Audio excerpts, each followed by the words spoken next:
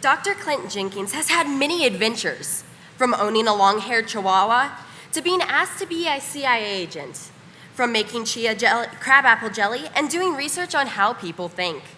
Clint received his doctorate in social psychology at the University of New Hampshire.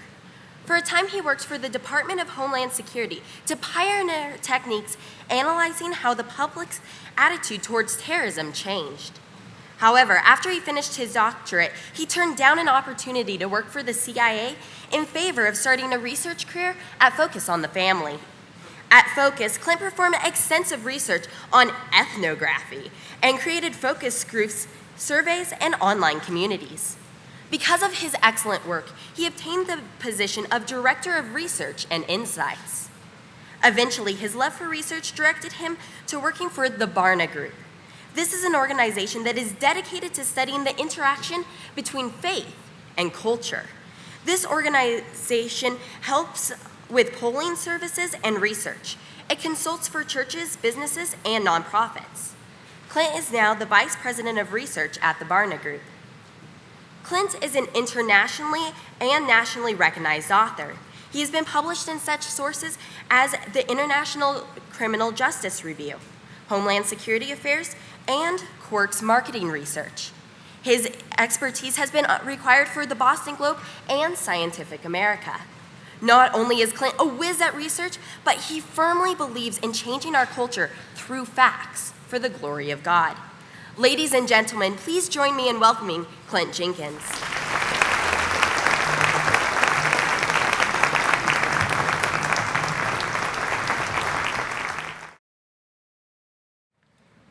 They didn't tell me I'd have to use facts, so I'm going to have to skip some of these slides. So I actually went to a small Christian college like this one, but smaller, about 600 students. I started 17 years ago, which I realized last week and made me kind of depressed. And I was trying to think as I was coming to address you, what was it that made me remember the different speakers? Because we had chapel every day, so I sat through about 500 chapel services, plus special events like this one. And there was really only one speaker that I remember very clearly, and I don't remember his name, but I remember that he asked for volunteers to line up and punch him in the stomach as hard as they could, or kick him. And so we had some students who did that, and that's the guy I remember. So I've been practicing so that I can be memorable to you guys, but then I decided just to use some funny pictures. So one of my music professors told me the history of music is the history of dissonance. And what he meant by that is as we trace different musical styles and forms from centuries ago to what we have today, what we see is an increasing level of dissonance. And the dissonance increases because people are more comfortable with it.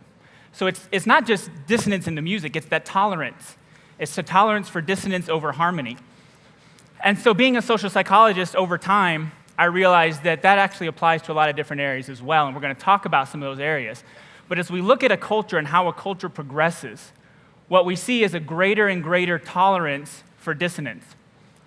And your generation is kind of at a milestone in its tolerance for dissonance. And what I mean by that is you can hold different ideas that aren't just different, but they're actually opposed to each other.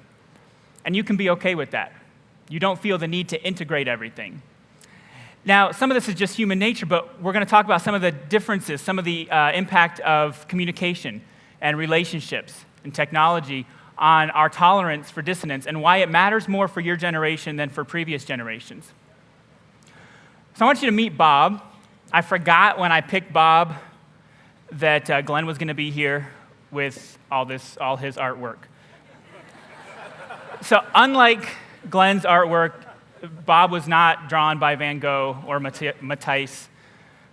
Much like Glenn's artwork, Bob has no clothes, so I'm at least maintaining the theme of fine art here with Bob. But if you think about, Bob can be anybody. Really, we think Bob's probably going to be somebody from a previous generation because nobody today is named Bob.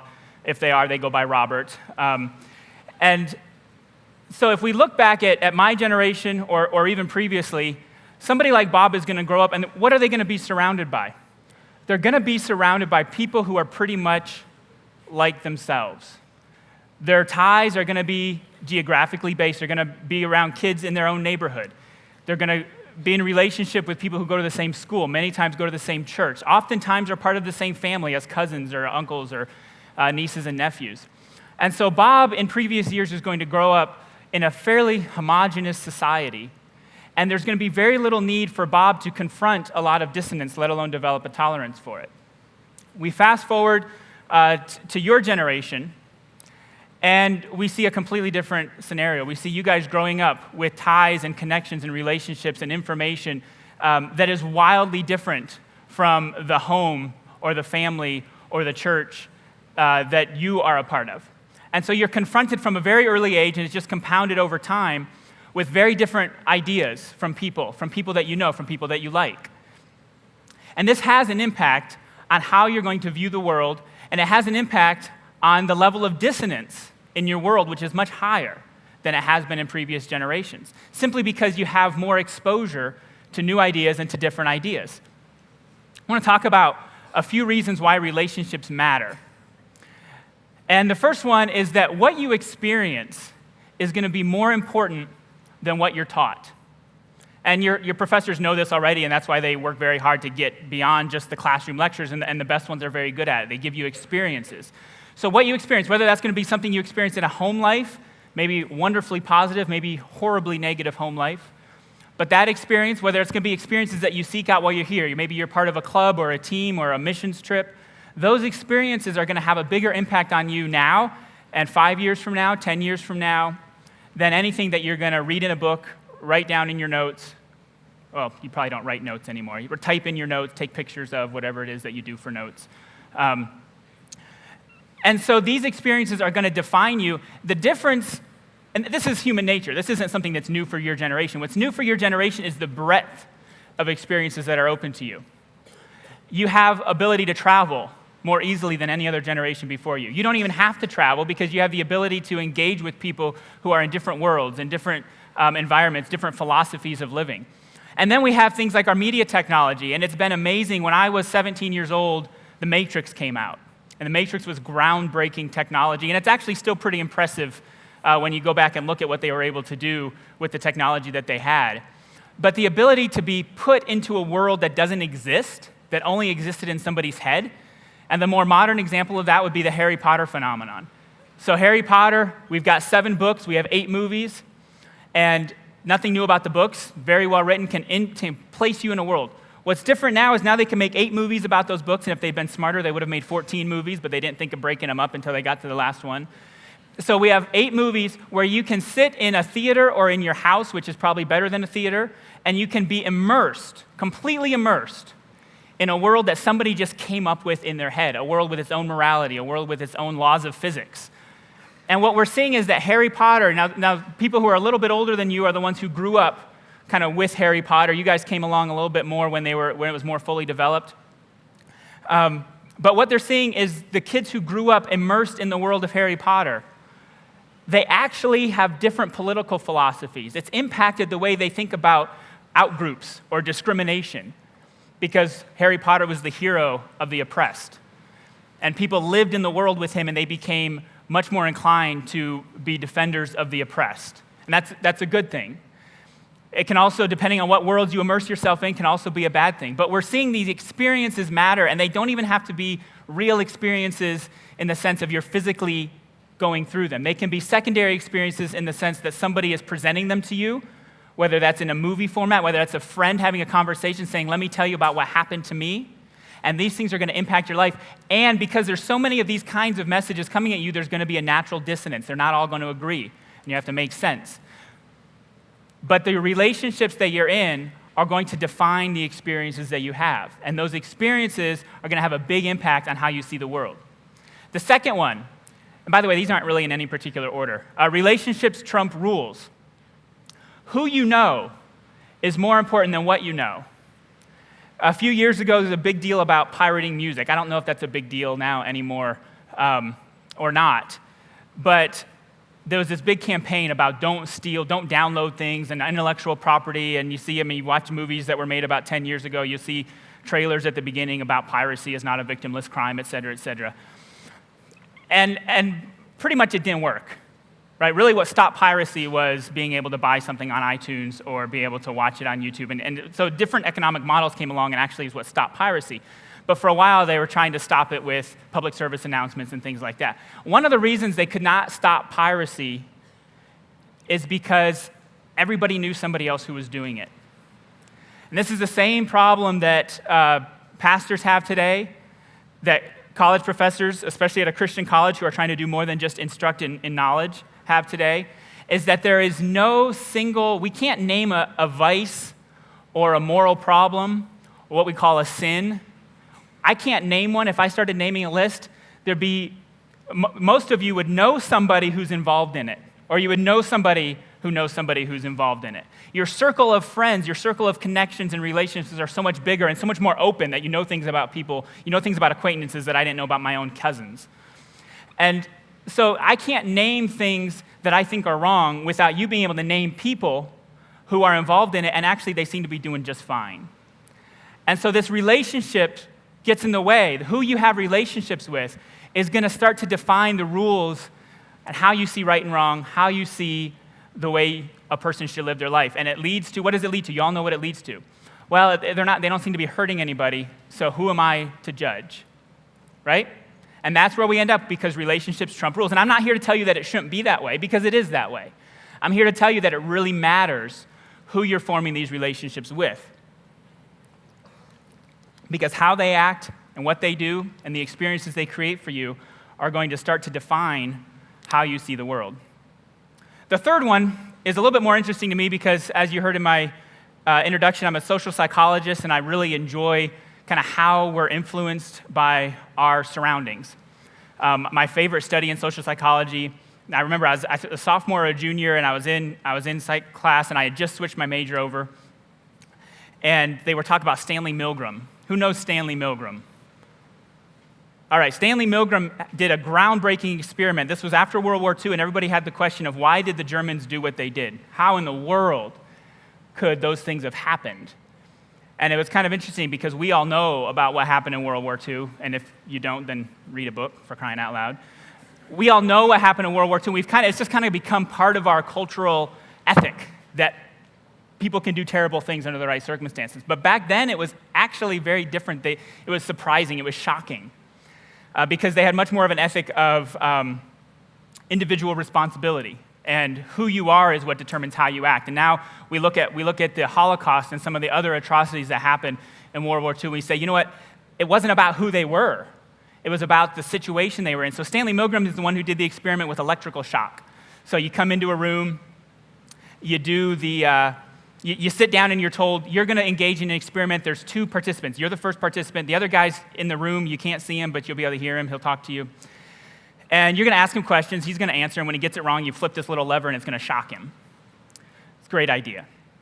So you start asking questions. Everything's fine. Then you realize the guy in the other room isn't too bright, and he keeps getting questions wrong. And so you're shocking him, and you're moving up the board a little bit. And you have this board with all these different 45 levers. And they're labeled with volts at 15-volt increments. It goes up to 450 volts. And they're also labeled with descriptions, like, so these 10 levers, it says mild shock. These 10 levers say moderate shock. These 10 levers say severe shock. These 10 levers say danger XXX. And so what Milgram wanted to know is how many people are going to go all the way through, and he found that a disturbing number of people kept going. They've replicated the experiment. It's unethical to do the experiment now. I was very disappointed as a sophomore in college to find out that this experiment, they changed the ethics rules afterwards so that you can't do it.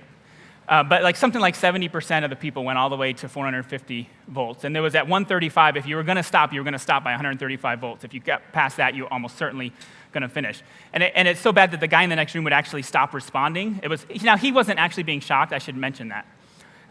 He was in on it. He wasn't another subject. He was part of the experiment. And he had a script he was reading through, saying things like, ouch, that really hurts. Please stop. I demand to be released. I have a heart condition. And then towards the end, he would just stop responding. And the guy in the lab coat would tell you, well, if he doesn't respond, that's a wrong answer, so keep going. And people did. It was amazing. And what we found out in that experiment, and loads of others that were kind of done over that time, is this idea that reaction trumps reason. They weren't thinking through the poor guy on the other side who complained about a heart condition and then stopped talking. They were reacting to the guy behind them who had presented himself from Yale University, was wearing a nice white lab coat, and was saying things like, the experiment demands that you continue. That Yale University thing turned out being very important because when they tried to replicate the experiment with a guy in a lab coat who wasn't introduced as being from Yale, almost nobody finished. So that authority figure. So we can piece out the different things. But the important thing is they're reacting to the situation, and they're not reasoning through the situation. It's very easy for us now to sit and reason through and say, well, how in the world could they behave that way? But you've been in situations yourselves. It wasn't electric shock, but it was something else where you reacted to it, and then you look back and thought, what was I thinking? Well, I got news for you. You weren't thinking. And it actually happens quite a bit. So some of the ideas of our reaction to information. If it feels familiar, it feels true. Back to World War II, that was a big part of the propaganda machine. Repeat things over and over and over again. If you ever read George Orwell, 1984, talks about this repeating of things over and over again. If you haven't read George Orwell's 1984, read a book, for crying out loud. And it's not very long. You can finish it in a couple of days. And then read Pride and Prejudice for no reason. It's just a good book. So if it feels familiar, it feels true. So what's going to feel familiar? The relationships that you have are going to define for you what feels familiar, what you hear from your friends over and over again, what you visit, the people you interact with, the things that you watch, they're going to feel familiar, and then they feel true. So if something feels familiar, it feels true. If you're happy when you see it or look at it or hear it, it feels true. An elevated mood enhances the truth aspect. This is why I'm cracking jokes. They're not actually funny. They're just funnier than, not cracking jokes. And so I'm elevating your mood so that what I say will feel true. I'm also saying it over and over again so it'll feel familiar. And so the third thing is that if it's simple, it feels true. So if you're happy when you hear it, if you've heard it before, and if it's easy to listen to, it feels true. And all three of those things are defined by the relationships in your life, by the people that you're interacting with, by the people that you're surrounding yourself with. And this is in the book of Proverbs. If you hang out with wise people, you'll be wise. If you hang out with fools, you'll be destroyed. I'm sure that's what the message would say. I don't remember the actual verse. Look it up. It's very close to that. And so if you haven't read it, then read a book, for crying out loud. So what does this mean? It means that our lives are flooded with dissonance because we have a more expansive group of relationships than have ever been possible in human history. And I would say Facebook, but none of you are on Facebook. So Instagram, whatever's after Instagram that I don't even know about. These things are creating a social circle, a set of relationships that are bigger and more open than anything that human history has ever had to deal with. And you guys are dealing with a level of dissonance in your personal life and your personal relationships that nobody else in history has had to deal with. But you're developing a tolerance for it. Is that good or bad? I don't know. We'll find out in like 40 years if that was good or bad. We don't know yet. So how is this impacting things? Take a look at this. So this is what Bob, 50 years ago, this is kind of how Bob's spiritual life would have gone. Right? He would have a faith, a set of beliefs, a philosophy that would be at the center. And his other relationships, his relationship with the body of Christ and his church would emanate from that. His own personal identity of who he was would emanate from that. His circle of friends would emanate from that. How he viewed the Bible and how he related to the Bible would emanate. It would all emanate from this faith, from his set of beliefs. And they'd all be interconnected. It'd be a cohesive whole. Bob today is looking more like this. You've got this vaguely defined idea of a spiritual journey. And overlapping with that are things like, what do you believe? Which is actually can change quite a bit. What church do you go to? What friends do you have? What do you think about the Bible? And all of these things, they sort of overlap with your spiritual journey. They may overlap with each other, but they're not a cohesive whole. It's a piecemeal. And we see that with millennials, only 1 out of 5 millennials. Now I'm going to throw stats at you. So what this does is it shuts off your brain, and you kind of default to, well, he's using percentages, so he must know what he's talking about. So all you have to know here is blah, blah, blah percentage. But if you want to pay attention, you can do that too. So about 1 out of 5, 20% of millennials say it's very important to go to church. Now, this is all millennials, but it's going to include those who would consider themselves Christians. It would include those who have a great faith. We also know that going to church doesn't mean actually going every week. It just means kind of going sometimes. And it doesn't mean the same church, because you might go to one church for one thing, another church for another thing. In fact, when we ask millennials who do go to church, why did they pick their church? And we give them, they could answer more than one, so the percentage don't add up to 100. But 36% say they go because they enjoy the teaching. Not the same as agreeing with the teaching, because that was only like 25% who go because they agree with the teaching. But 36% go because they enjoy the teaching. 32% go because it's a convenient time or location. So about a third is one of the main reasons they go to the church that they go to is because it's easier than going to a different church. So they want to go somewhere. This one, they like the service times. They like where it is. It's easy to get to. They enjoy the preaching. They may or may not really agree with the preaching. So church, disconnected from our spiritual journey. It's overlap. I'm not saying it's gone. It's there. It's part of our spiritual journey, but it's not part of a cohesive whole. The Bible. Only about 14% of millennials in the U.S. are engaged, which means they think the Bible is true and they're reading it. Twice as many are what we call antagonistic, which means they don't think the Bible is true and they're not engaged with it at all. So twice as many millennials in the U.S. are saying, well, the Bible really isn't important and I'm not really interested. Twice as many say that as say, yes, the Bible's true and yes, I'm reading it. And we see, obviously that's going to change if you look at Christians, but we're still seeing, when you look at previous generations, the Bible kind of being disconnected. It's part of the spiritual journey, but it's not part of a cohesive whole. Our friends, I've talked about this one a lot already. Your friends may or may not believe the way you do. It's not a bad thing, but it's impacting the way you're developing spiritually. And our beliefs, we kind of piecemeal our worldview together. Do we want to believe in this particular doctrine? How many of you growing up were taught and learned a catechism? Yeah, that's what I thought. What is a catechism? A catechism is a set of beliefs that fit together and form a cohesive whole. And we weren't taught that. I wasn't taught that. As you grow, you kind of develop, okay, here's this doctrine, here's that doctrine, I'm going to put this together. Oh, these two don't really fit? Nah, I'm okay with that. And so this is what we're looking at with the spiritual journey. So the overarching principle here, I needed that Everything is Awesome song. I was going to ask for that as I walked up on the stage. So the Lego movie, great, because that's the metaphor here. What we're seeing is a bunch of Legos spread out in front of you. And you are able to pick and choose what you're going to build, how it's going to look, what pieces. You're not being handed a narrative.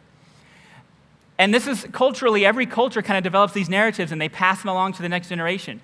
And we're seeing fewer and fewer of those narratives really take hold. And your generation receiving those and saying, yes, I'm going to construct this narrative. No, you're saying, I'm going to kind of fit it together, piece it together as I go. And there are benefits to this. I'm not here to tell you this is a bad thing. I'm here to tell you that there's opportunities and there's risks. Okay, so around Christmas time, you watch A Wonderful Life. And what's interesting about A Wonderful Life, nobody liked it when it came out. And most people don't actually like it the first time they see it, but familiarity means it sounds true after about 10 years of watching it 3 times on Christmas Eve. And so it's A Wonderful Life, Jimmy Stewart. Oh, and by the way, the reason it played so much is because the copyright lapsed, and so the networks around Christmas time, they didn't want to run their regular programming because nobody was watching. So they said, what can we run that's really cheap? And they found It's a Wonderful Life because nobody owned the copyright, so they started running it over and over and over again. Now everybody loves it. It's real.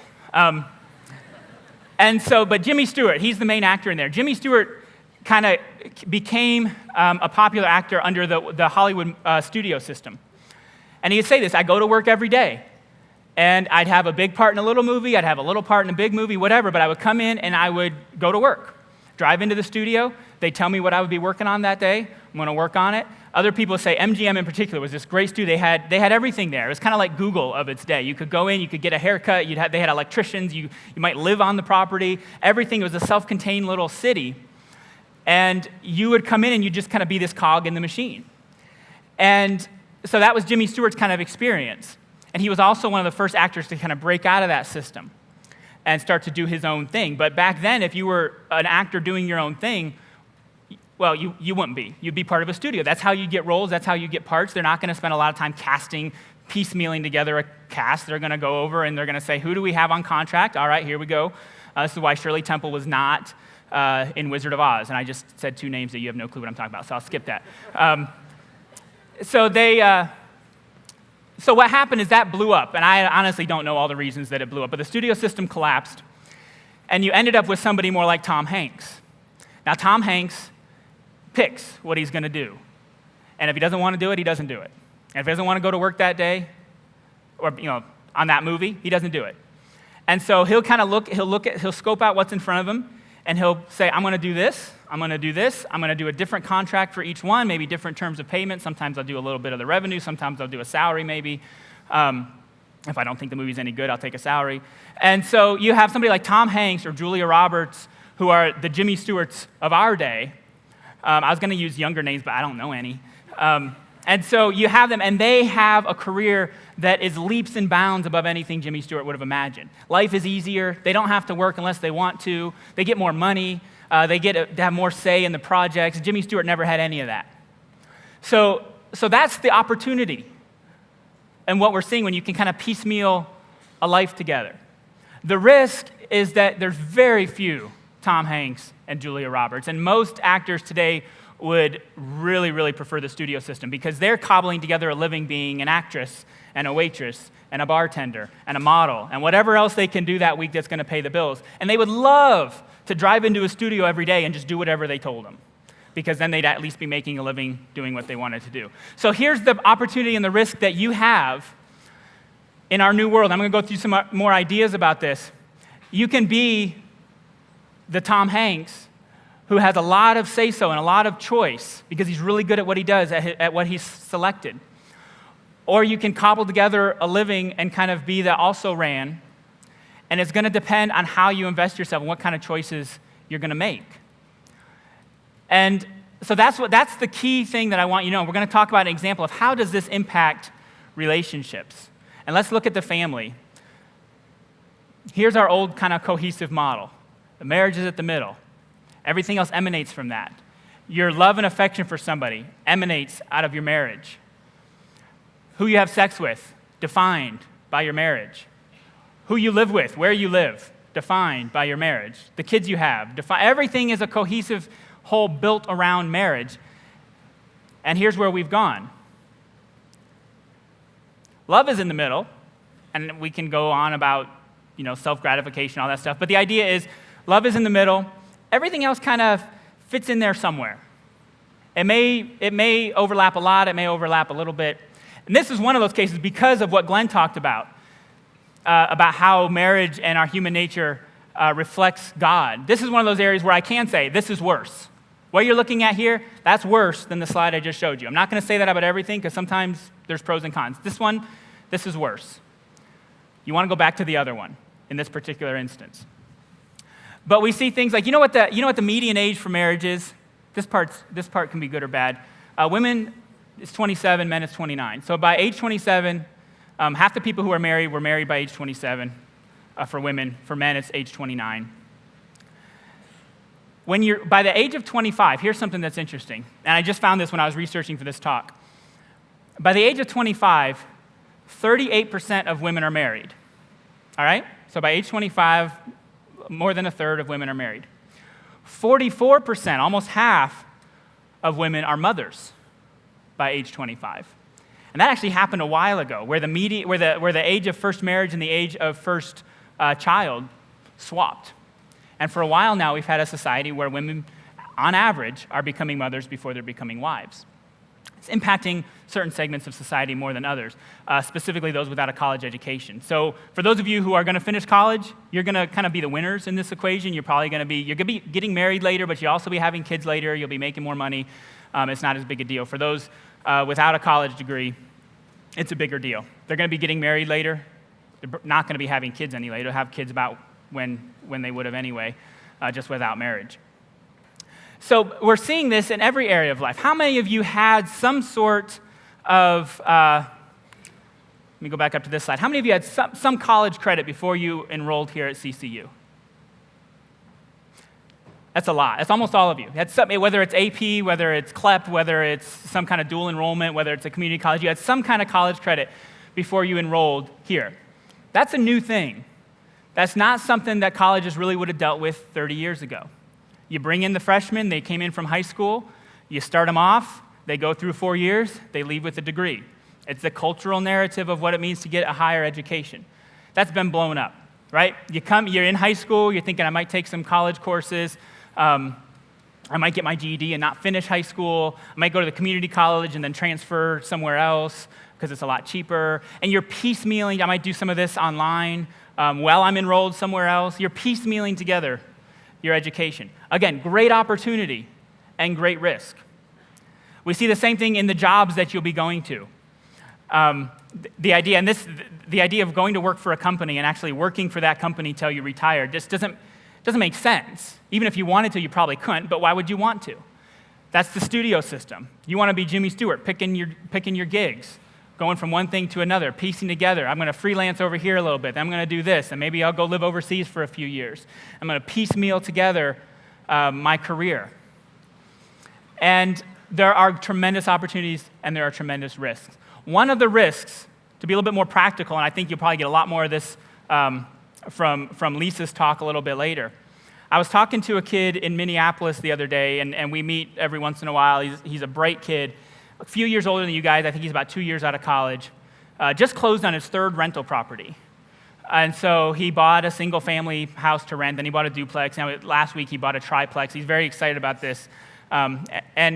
And I said, and he's piecing together. He's working a full-time job. He's trying to buy rental properties so that he can quit his job and have some flexibility. He's started a nonprofit on the side that he's also doing. And this all makes a lot of sense to you guys. Some of you guys have already done this kind of stuff. But what I'm saying to you, you're not thinking, oh, wow, what a go-getter. You're thinking, okay, that's about right. And everybody older in the room is thinking, oh, wow, what a go-getter. And so what I told him is this. I said, right now, this is great, and this is what you should be doing. You are trying to be Jimmy Stewart. You're trying to piece it together, pick what you want to do. But think 10 years from now.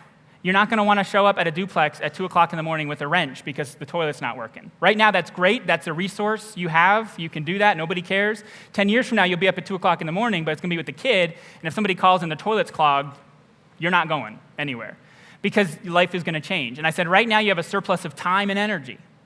10 years from now, you're not. And so what can you be doing now to prepare so that when you get married and have a family, whatever that's going to look like, you've constructed a life out of these Lego blocks that is conducive for that. Because what you're going to find is it's very easy to construct different buildings, different things of your life, and then find out when you want to go grab that other piece, it doesn't fit.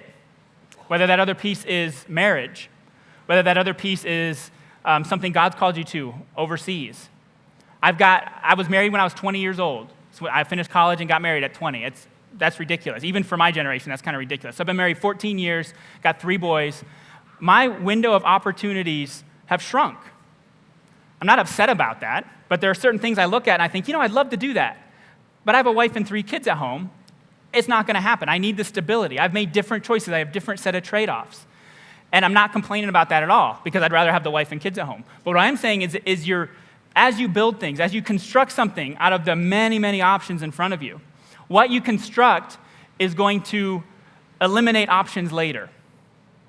And you have to be aware of that. You don't have to have it all figured out now. You don't have to develop a master plan right now and don't make a wrong move. I'm going to talk a little bit about kind of how to go through this process. But be aware that what you construct, if you construct a high-powered career, that's great. I'm not going to tell you that's a bad thing. I'm going to tell you it's going to limit your options later. If you construct a large family that's depending on you, wonderful. I'm not going to tell you that's a bad thing. I'm doing the same thing. It's going to limit your options later. If you construct, you say, I want to be so flexible, I can go anywhere in the world, and at a moment's call, and if somebody needs me, I can go, and flexibility is what I want to build my life around. Great, that's not a bad thing. It's going to limit your options later. It's going to limit who wants to marry you if you're out all the time. I'm not saying nobody's going to want to marry you, but I am going to say it's going to limit your options. And so as you make these decisions of what do I want to build, what pieces do I want to collect and start to construct my life, how do you go about doing that and making it work for you rather than against you? Here's 3 things to do. First of all, what is the thing that's going to be at the middle? It doesn't really have to be one thing. It's kind of a cluster of things that are going to be at the middle. And I don't mean God. I mean, God should be at the middle. For me, that's a given. I'm not talking about God being at the middle, because that can actually look like a lot of different things. You guys heard my bio, which I've never heard read with quite so much enthusiasm, and I really do appreciate it. I'm not being sarcastic. So when I finished grad school, I had done some work for the Department of Homeland Security, and I had 2 job offers on the same day, and they were the only 2 job offers I got over like 8 months of looking, which is nothing, but back then 8 months of looking for a job was a long time. I had 2 job offers on the same day within an hour of each other for Focus on the Family and the CIA. And I had to make a choice. And so what do you do? Well, most of you are thinking, what do you mean, what do you do? Like, that's not really a choice here. Go work for the CIA. It's more interesting. They make TV programs about it. They did just make a movie about Focus on the Family. But, that's not something that you're going to see a lot of. But I had to make a choice. And honestly, saying, well, God is in the middle, that wasn't going to help me make this decision. Because God, now we've seen 7 or 8 years later, God could have used a few extra people at the CIA. And so I don't think God was saying, well, here's a trap for you. Pick the right one. I think God was telling me, here's 2 perfectly good options. What are you going to do? And I could have picked either one, and either one would have been fine. But I had something in mind that limited my options.